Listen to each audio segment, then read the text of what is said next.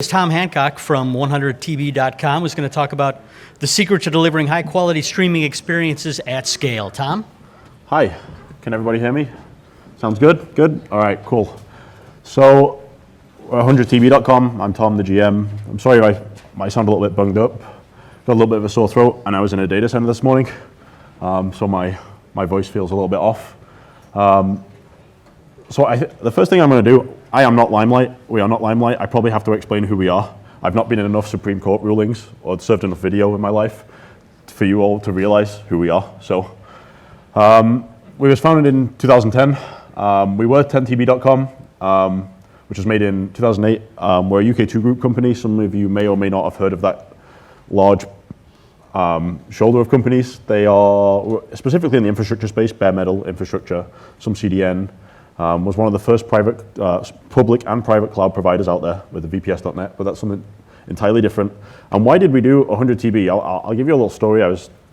Me and a few others were at Miami in 2010 with Lance Crosby, the founder of SoftLayer. Lots of people probably recognize SoftLayer in this room. And we had a problem with the bare metal market, and to be honest, it still exists today in the public cloud market, and it's kind of disturbing, but it's kind of the way of the world.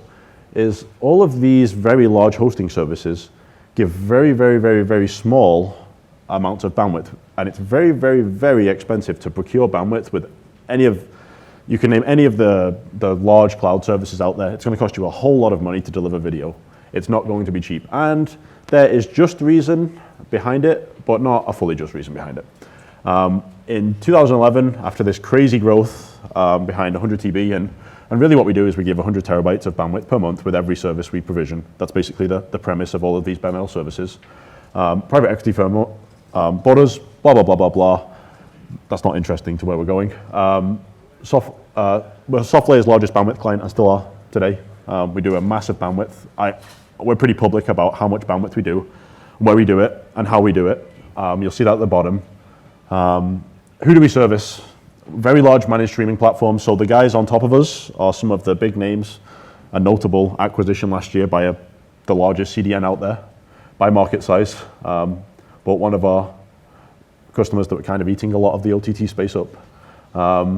Small incubator-based startups that are looking for high bandwidth services. So if you look at the latest Techstars Seattle round of funding, I would love to say all of these names, but a lawyer will shoot me, and I will end up in jail for him shooting me.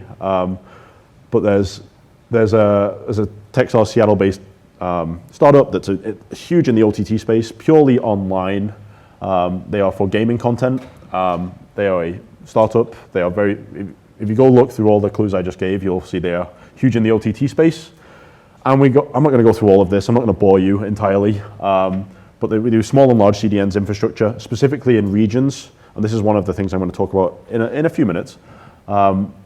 We service a lot of CDNs in regions. They typically don't have a large infrastructure or capital base in. So obviously the commoditized markets all over the US, Europe, blah, blah. But we do a lot of large bandwidth in Brazil, Hong Kong, Singapore, these areas of the world where, to be honest, people want to reach out to their consumers and launch services in these regions, providing they have rights to them. But they just can't because of the bandwidth cost. It's impossible. They can't make their subscriptions make sense. Even if they 3x their time subscription costs, they couldn't make it make sense. So that's where we generally service the large CDNs, because you might think, are you guys competing against CDNs? The answer is, in reality, yes and no, because we do bare metal infrastructure, not just the static or live delivery. We do lots of other things alongside, and I'll give some examples in a few minutes. But we service them too, and small and large gaming companies, obviously, in a similar vein. The gaming market is actually very similar to the streaming market. Everybody is latency sensitive, and even though some CDNs don't truly believe that latency is the metric you should be measuring, it's very important. Time to first byte, blah, blah, blah. They go through a lot. Gaming companies align very much so with our kind of what we do well. So what do we sell? Just went through it. How much traffic do you guys do? So like I said, 2010, we do about 1.1 terabits per second. Capacity for 4, could get to 10 very quickly if we so wished. And I thought about content delivery. And this, I'm not going to use my quotes because what's the point in that? Sodexis has a client who's actually here. The client's actually here. They're over-the-top video provider, and they went out to, I think, every CDN minus one, and went to see, how the performance would look in a single mono CDN setup, a dual multi-CDN setup. And what they actually went for was, they did a cost to performance ratio of cloud providers versus CDN providers. From what, you can read the paper, it basically gives you the whole details. But the CEO who was here basically said this: it doesn't really matter. This multi-CDN problem is kind of flawed at one level. And by the way, I'm a big proponent of CDNs. I like what they do. They're very good at what they do, but they're not the only piece to the streaming problem. There's lots of other cloud providers out there, some of which were mentioned by JT, and JT picked up on this point too. The content delivery networks basically is a black box, and it is governed by the network routes they pick and the caching characteristics they choose. If you want to stay in that, you're probably going to have to pick another CDN or go build it yourself. And what I mean by that is, and I'll move on to 2 points. This is 2 points out of, internally we call it Tom's handbook of how you can do streaming better. But keep that in the back of your head at all times. There is a great piece of Sodexis technology, and Sodexis can pay me later for this, they call it Radar, and it basically lets all CDNs and clouds go together to create a better streaming experience. In reality, what your end users are looking for. So thoughts on scaling. I'm not going to go into the first one too much, slightly too technical, slightly boring, but it's a lot of fun to techies. Route optimization. Most CDNs, and the funny thing about being a cloud provider like us is lots of these carriers who are also going into the CDN market kind of say that this optimization behind BGP is a thing of the past. But the great thing is about being a carrier and being a CDN, we buy a lot of transit from carriers, and I can tell you some of their BGP performance is awful. Now, we buy a lot of transit from them, and we have to optimize it a lot of the time or send it via different carriers to certain ISPs to make sure our users are getting the best experience. So a keynote at Content Delivery Summit, I forget who did it, and it doesn't really matter. They basically said that BGP optimization was something that carriers did, and you don't have to think too much about it. I can tell you that's the polar opposite of how we look at things. We optimize about 9,000 routes, and those are routes from your services to the internet per day.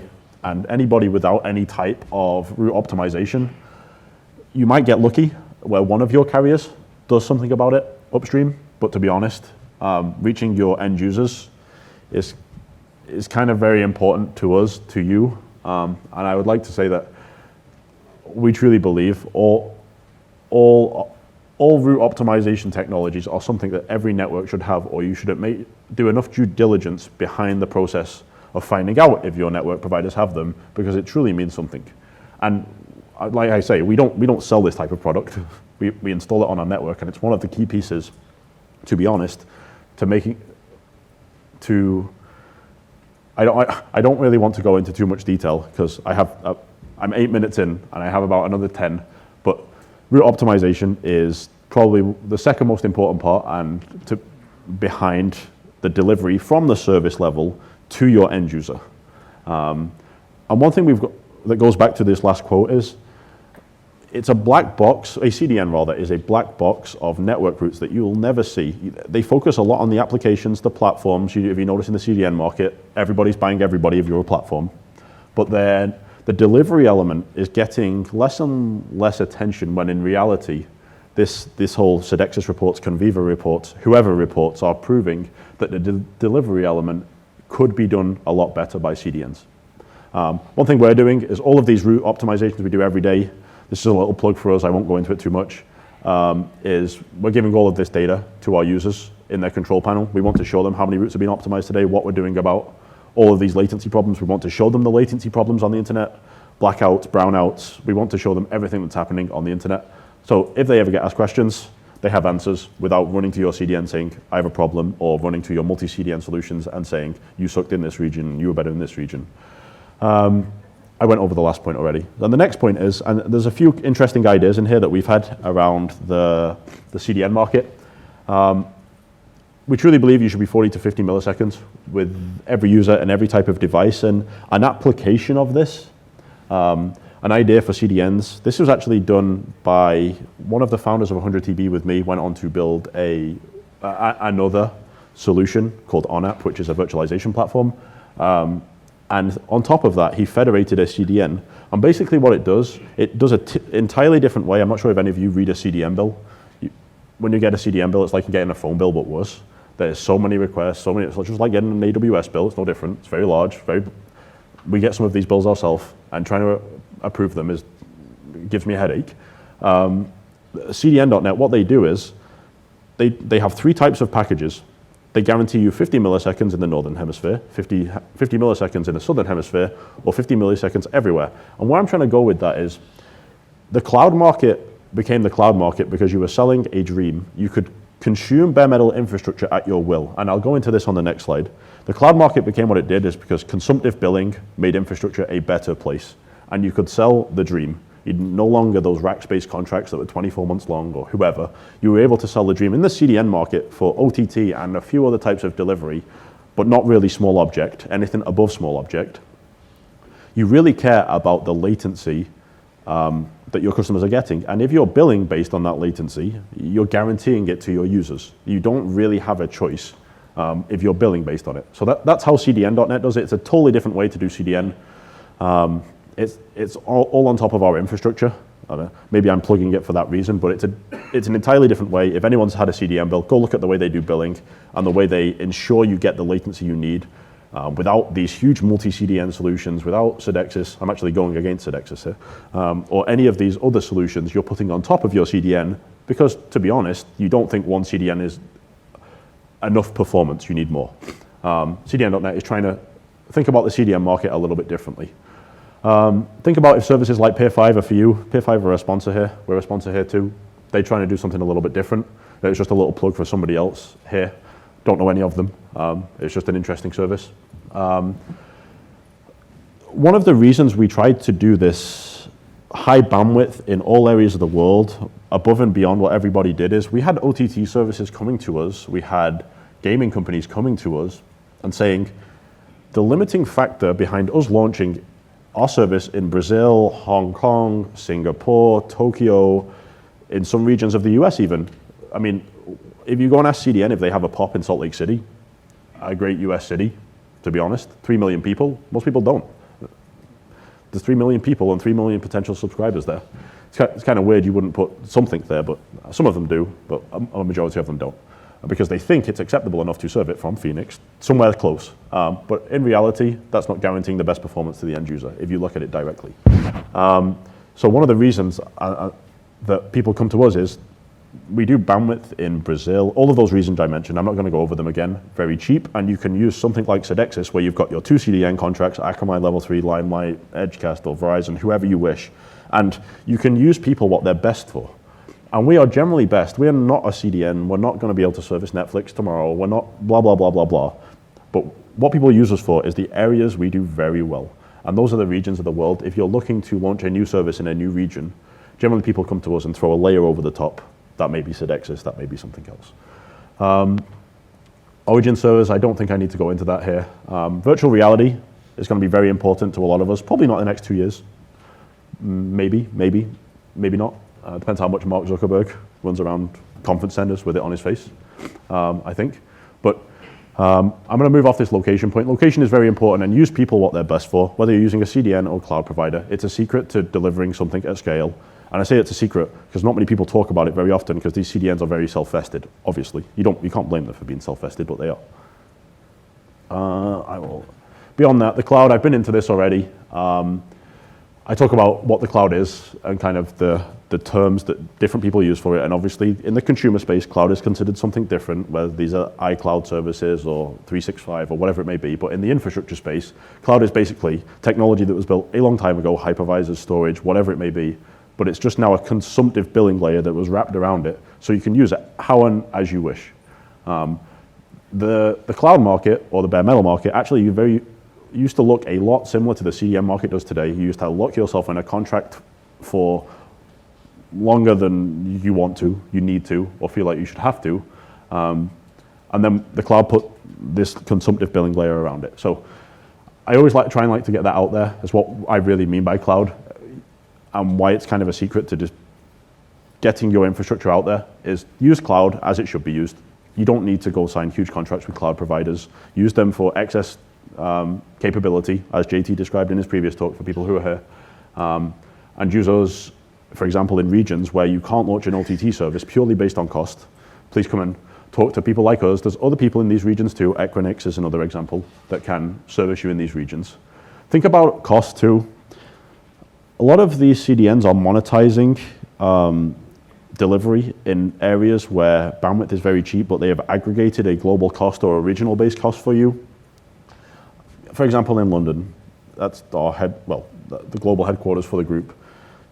Delivery of bandwidth in that region is extremely cheap. And some of the CDN prices, I'm not sure if any of you have seen Dan's report on CDN pricing, cdnpricing.com is where his presentation is that he did on Monday. There are some regions where cloud providers are purely going to be better than CDN providers. Use CDN providers what they're good for. Use cloud providers what they're really good for. Things to keep an eye on. StackPath was founded by the same guy who founded SoftLayer, kind of the company that transformed almost the bare metal infrastructure market.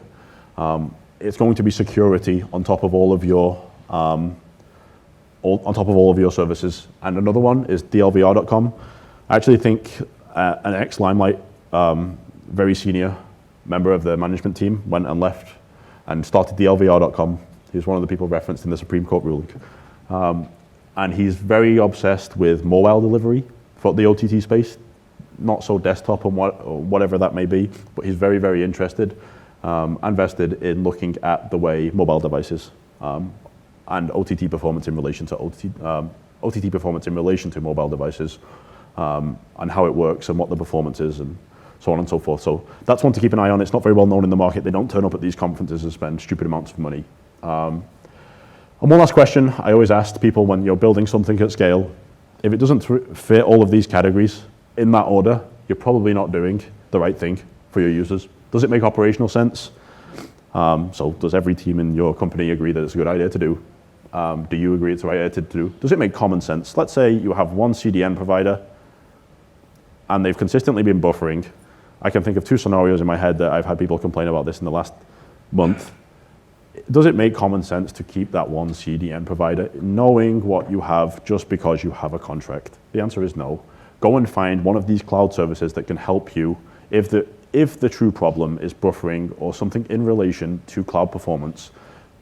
Go and look at the cloud providers. They're not expensive. No cloud provider is expensive, bar Amazon for bandwidth delivery. There's a common sense approach to every decision you should make in the OTT space. That's one that people miss a lot. And the last one is if you make any decisions based on financial sense alone, you're probably not in the OTT space for the right thing. So there's a three-step approach we take to every decision in our business when we are launching locations, when we are launching new types of billing, new ideas, new network performance technologies on our network. We make sure it makes sense for all of us and all of our customers. So when you're making an infrastructure decision, please make sure it makes all of those three things, because then you're definitely doing the right thing. A little bit of a plug for us. Here's our data centers around the world. Definitely not going to plug too hard, because I really want you guys to make the right infrastructure choice. You don't have to use us. You can entirely use somebody else, but please make sure you're making the right infrastructure choice for your users, especially the end users if you're a platform. And any questions, those are my contact details.